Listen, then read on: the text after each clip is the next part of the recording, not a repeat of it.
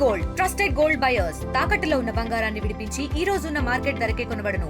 మరిన్ని వివరాలకు సంప్రదించండి 77107720. ఈ రోజు పాషా మైలారంలో ఏదైతే దుర్ఘటన జరిగిందో మంత్రివర్యులు దామోదర్ రాజనరసింహ గారు మొదలే ఇక్కడ రావడం జరిగింది.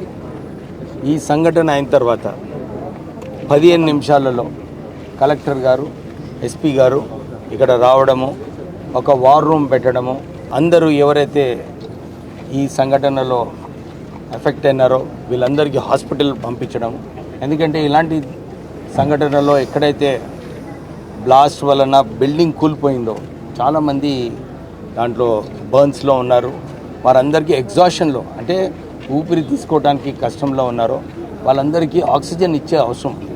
సో ఇమ్మీడియట్లీ అథారిటీస్ అందరు కూడా ఎవరైతే ఎఫెక్ట్ అయినారో 34 మందిని ఇమ్మీడియట్లీ హాస్పిటల్స్ని షిఫ్ట్ చేయడం జరిగింది. 12 మంది ఐసీయూలో ఉన్నారు. వాళ్ళందరికీ కూడా వెంటిలేటర్ పైన పెట్టడం జరిగింది. ఎక్కడ కూడా ఇక్కడ హాస్పిటల్స్లో వెంటిలేటర్ తక్కువ లేదు. ఎవరైతే నిజంగా అవసరమో వాళ్ళందరికీ వెంటిలేటర్ పైన పెట్టడం జరిగింది. అంటే వీళ్ళందరూ 12 మంది కూడా ఈ 8 మంది ప్లస్ 4 ప్రొద్దున 8 మంది చనిపోయినారు. ఇప్పుడు 4 బాడీస్ దొరికినాయి.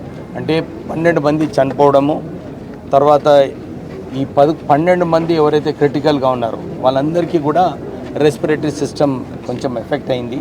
So they are in a very critical state of affairs. Burns కూడా వారికి 70-80% బర్న్స్ అనేవి. So very difficult situation for this 12 people. తర్వాత 22 మందికి వారికి బర్న్స్ ఉన్నాయి. 20 నుంచి 25% వరకు బర్న్స్ ఉన్నాయి. But they are severe complaints లేరు. They are comfortable patients. So DHMO గారు అన్నారు, లేదు డెఫినెట్లీ మీరు బయటకు వచ్చే అవకాశాలు ఉన్నాయని చెప్పడం జరిగింది.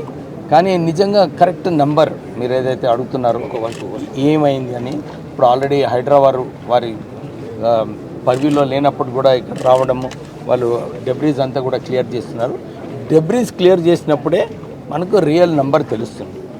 ఇది మంత్రి గారు చెప్పినట్టు దీంట్లో రాజకీయం చేసేది అవసరం లేదు. ఎందుకంటే it is a bad accident. ఎందుకు అయింది, ఏమైంది అది కూడా అవసరం. ఆ ఫ్యాక్టరీ మేనేజర్ ఎవరైతే రెస్పాన్సిబుల్ ఉన్నారో వారే చనిపోయినారు. ఆ బిల్డింగ్ ఏదైతే రికార్డ్స్ ఉన్నదో ఆ బిల్డింగ్ అంతా కూలిపోయింది. So none of the records are also available. ఎందుకంటే ఆ ఫైర్లో ఆ రికార్డ్స్ పోయినాయి. So nothing is available here. Head ఆఫీస్లో కూడా ఏం తెలియదు వారికి. సో దీనికి నిజంగానే ప్రైమా ఫేసి నేను లేబర్ ఇన్స్పెక్షన్ రిపోర్ట్ ఏదైతే పోయిన సంవత్సరం ఈ ఫ్యాక్టరీకి వచ్చి ఇన్స్పెక్షన్ రిపోర్ట్ తీసుకున్నారో దాంట్లో కూడా నేను చదవడం జరిగింది. అక్కడ ఎక్కడ కూడా రియాక్టర్ బ్లాస్ట్ కాలేదు. దీంట్లో వారు చెప్పే ప్రకారంగా ప్రైమా ఫేసి ఏది కరెక్టో ఇంకా మనకు టెక్నికల్గా తెలియదు. అది ఎయిర్ డ్రాయర్ ప్రెషర్ రావడం వలన ఒక బ్లాస్ట్ అయింది. అక్కడ ఆక్సిజన్ ఉండే. So it further created a problem అని కొందరు చెప్తున్నారు. మనకు దీనిలో ఏంటి నిర్లక్ష్యము, ఏంటి ఈ కాజెస్ అన్నీ కూడా తెలిసే అవసరం ఉంది. నేను మా డిపార్ట్మెంట్ వారికి స్ట్రిక్ట్ ఇన్స్ట్రక్షన్స్ ఇచ్చాను. మేనేజ్మెంట్ని తొందరగా మీరు, ఎందుకంటే everybody is busy with rehabilitation, ఎట్లా వర్కర్స్ని మనం కాపాడుకోవాలని చెప్పి ఉన్నారు. కానీ దీంట్లో ఎంక్వైరీ చేసి నిజంగా నిర్లక్ష్యం ఎవరైతే ఉందో వానిపైన కఠినమైన చర్యలు తీసుకోవాలని చెప్పి కూడా చెప్పడం జరిగింది. ఇప్పుడే మంత్రి గారు చెప్పినట్టు మన కార్మికుల వారి కుటుంబాలకు ఆదుకునే అవసరం ఉంది. Best gratia ఇప్పిస్తాము. మేనేజ్మెంట్తో మాట్లాడి ప్రభుత్వం ఏం చేయగలుగుతుందో దాంట్లో కూడా ఆలోచించి డెఫినెట్లీ వర్కర్స్ని ఆదుకుంటాం.